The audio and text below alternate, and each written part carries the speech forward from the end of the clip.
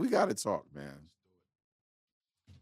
Come on, show Kaiser, make sure these girls said, damn, I'm hot in the streets. Booth is on fire. Yo, Wow, Philly. I know this might be a fan right now. Jesus Christ. E.Ness in the building. Loch Ness Monster. Hey, what's going on, man? We turning water into wine, man. We got the 5-4-ville ENT. Got the label popping.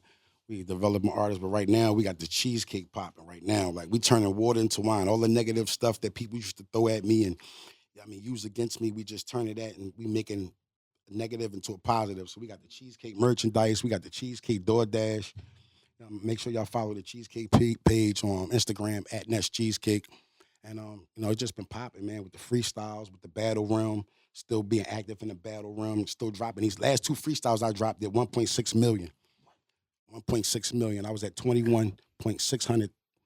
I was at 21,600 followers at June 1st. I'm up to 83,000K just off of 2 freestyles. So consistency kills, man. And I'm just letting everybody know I still got the passion and the skill set, man, to get busy. Let's. I feel like you reinvented yourself. Let's go back.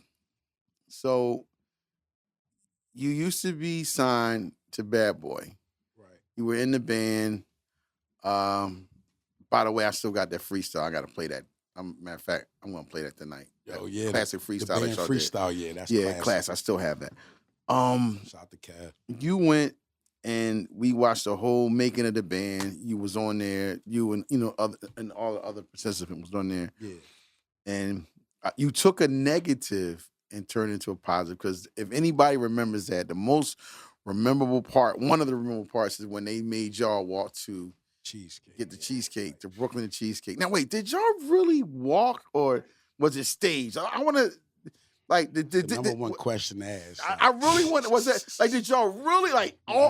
They wasn't playing when they told us to walk. Like we walked. We took little breaks and stuff like that. So it wasn't like a continuous walk all the way through, get the cheesecake, and then walked all the way back through. No, we had little rest spots where we chilled because the actual camera crew was walking with us too. They had to walk with us. Are you serious? Yeah. So it was that intense. Did you have Fiji or did you have water when you did that or no?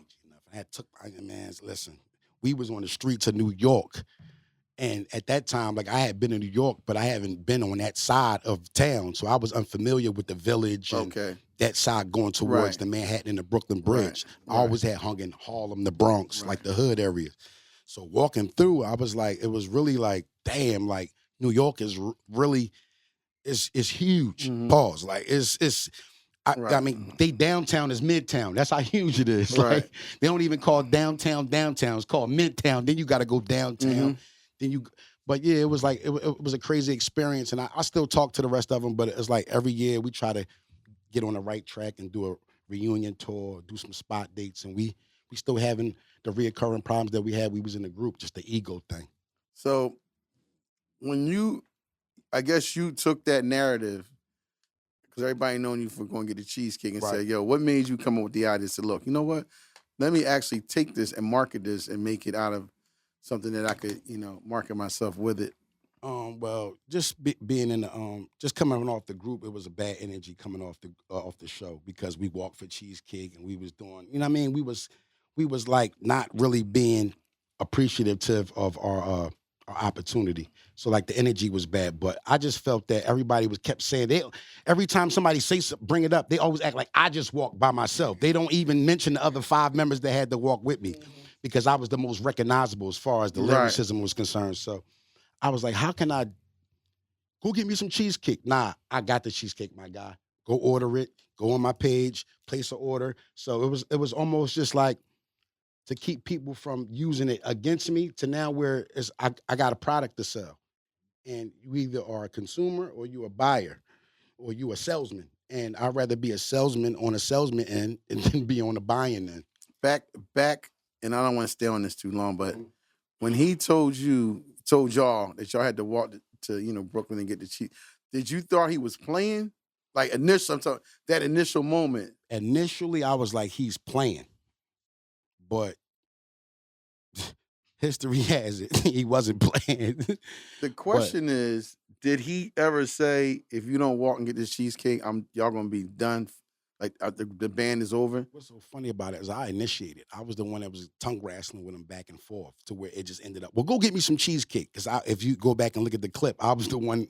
Mhm. I was the one. You know what I mean, having Yeah, the you verbal. always was the more outspoken one. And Right. then even when they made us walk, nobody wanted to like confront him and approach him about not walking.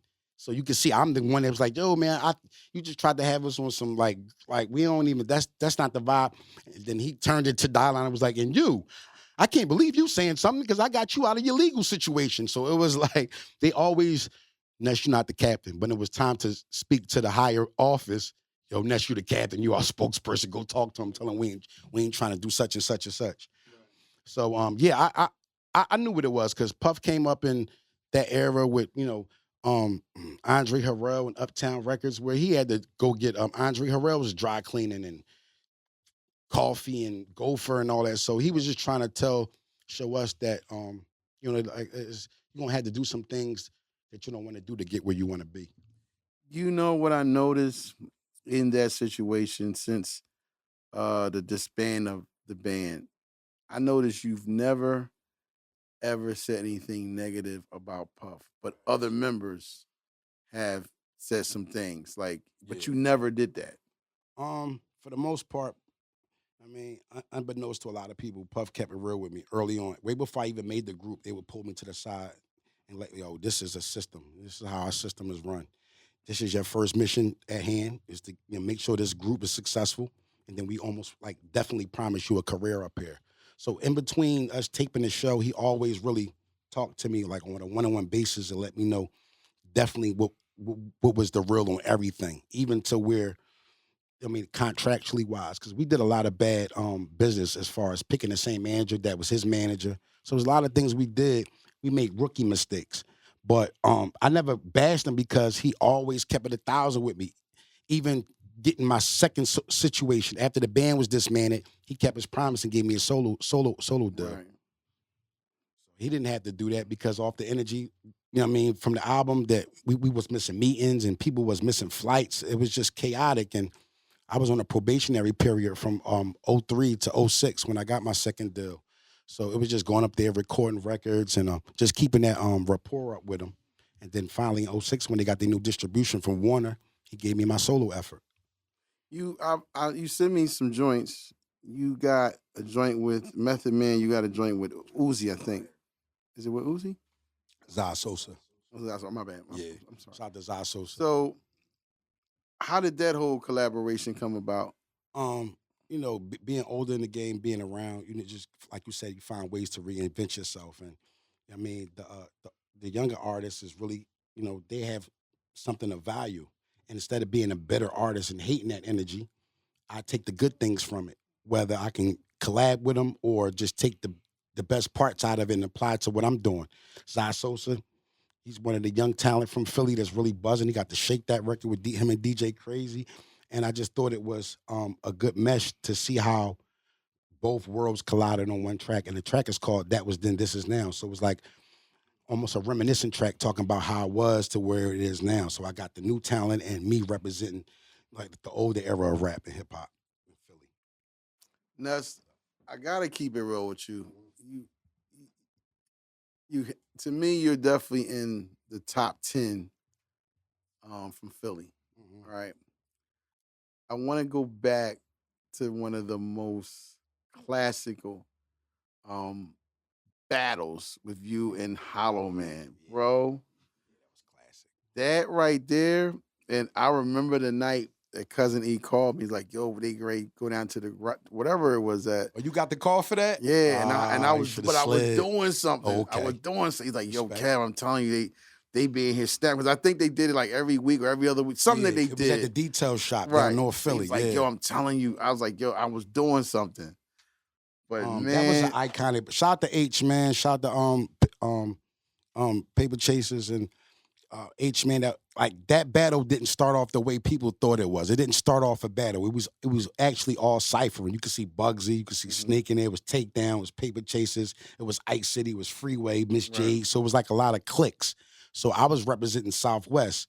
And then you had Ice City, which was Freeway's group at the time. Mm-hmm. Then you had Takedown, which was another Southwest powerhouse. So we was all in there ciphering. So the way it was like we just stepped up and rap. Then after I stepped up and rap, they pushed H into the middle. Then his verse was commanding, and then that just started like a dog fight. And then we was just we locked it all the way in. And yeah, so it was like it's like you can't buy stuff like that. Like the energy and like the moments that was created in that battle, it was like it's the stuff legends are made of. And that made me wise to other people that had the same, if not almost equal, skill that I had. Like, cause before that, I was in jail. I just was beating everybody. We'd go in the yard, we'd battle rap. I'd be running through dudes, and when I came home and then made the group, you know, I was lyrically superior than all my band members. So coming off the show with that confidence and running into H and him going back and forth, it was like I had to step my game up. Like, yo, it's really some killers out here, some dudes you'll run into that really got some stuff. You know what I'm saying? You ever been in a battle and you got like, wait a minute, damn, like you might have spit your hottest verse or next to your hottest verse. You like, damn. Well, the My Sign battle was so iconic to me because it was kind of like the resurgence of battle rap for me. It was in 08, and I was really supposed to battle. That was really supposed to be the rematch to me and Jay Mills battle from off the show. So he turned down the contract, so I had got My Sign. So it was just like I was still fighting that do off the band and that cookie cutter image that they had. You know what I'm saying? Had placed upon us off the show. So the battle rap world was my strategy to fight back all the negative and he's not a real hip hop artist. He had the silver spoon in his mouth. It was given to them. Having a shiny suit, you didn't get that? You left that out? No, at the time, Puff was trying to make self-sufficient artists. So he wanted dudes to go out there, push the records in the clubs, be able to record their own sessions, master their own sessions and all that stuff. So he wanted like a Terminator type of artist. And we was young, straight off the street with no artist development to then, and we didn't know how their system worked. So it took some time for us to get used to their system. Man. So you got this cheesecake. Yeah, it's doing really well. Now, listen. You said a line about chubby dudes, right? You said a line. I don't really make designer for us chubby. So listen, right? I'm gonna keep it real, no homo, because I love women. Let's keep this. I love women. Right. You lost a lot of weight. Now what did you worked out? What was it? It was a combination of both things. Like weight makes you look older, and me being older, I can't. You know what I mean? I only got but a certain window left. So you know when you're doing a lot of visuals, because we're in a visual infused climate. Everybody got a camera in your face, so weight makes you look older. So I don't want to look older than when I'm already am. So let me lose some weight. Let me shed some pounds. Let's put couple more years. Is there E.Ness workout plan? Like, is it I don't know, is this a calorie burner? What's going on? Rome wasn't built in one day. What is it? No, it's basically just watching what I eat, add a lot of water to your diet. And I ain't gonna lie, sometimes I just miss meals. And not just intentionally missing meals, just throughout the normal course of my day, ripping and running. By the time I get home, it's late. I don't want to eat after dark, so I just lay down. So that whole day I didn't eat. And then, you know what I'm saying? Which is not good, but that's just how it happens sometimes. Sometimes I get up early in the morning and be out ripping and running. When I get back home, it's too late. I don't want to eat after 8 o'clock, so I just end up going to sleep. Oh, so you bought me all this. You want me to just keep getting fatter, right? We need you around, Uncle Kev. We need you around. Yeah, but you just bought me like 4 or 5 of them Johns, right? I know, but it's made of the best stuff in the world. You want the organic, we can go vegan. So wait. So let's have a fat boy conversation. Let's have a fat boy conversation. All right. Can you admit, well, I can admit for me, my weight constantly goes up and down, up and down. I could lose 30 and then gain 35 or 40, then drop down to, has it always been like, I feel like it's been a constant battle. Like that's one of the hardest things to do. I mean, as you get older, your metabolism slows down, so it's harder for you to burn. So you got to remember to take them, I don't know how many steps, what is it, 10,000 steps a day? What is it? You got to remember to take them steps. Now, would you go under the knife? Would you do it? Never. I would never let them I would never go through self-mutilation. I'd rather just do it the hard way, hard work. Never. You know, a lot of people doing that. They getting sculptured and. I mean, it looks good and more to the merry, and I'm not judgmental on that. But me, I'm not letting nobody cut me ever in life. Nobody, and I'm not paying them to let me cut me. That's a double dosage. I'm not paying nobody. I'm not paying you to cut me, and then I had to be off the radar for 6 to 7 weeks to heal up. You can't see my beautiful sculpted body until 6 to 7. But you take it off, then you like a Ken doll or something. You know what I mean? Pause. No. I mean, fitness is in right now. Right, we talking about fitness is real trendy right now. I mean, getting healthy is the thing. Health is wealth. So that's the thing. Work plan coming to a theater in the year, right? Yeah, my battles be like my workouts. You see how I be getting loose in my battles and do it all. That's how I burn. I burn the calories through the battles, killing dudes. Yeah. And that's why you move, because it's not me. It's another spirit. It's another energy channeling through me. It's speaking through me. I'm just the vessel that is going through. For sure. Look, man. Gotta start with the Fiji I don't know. Water, This might. start with the Fiji water.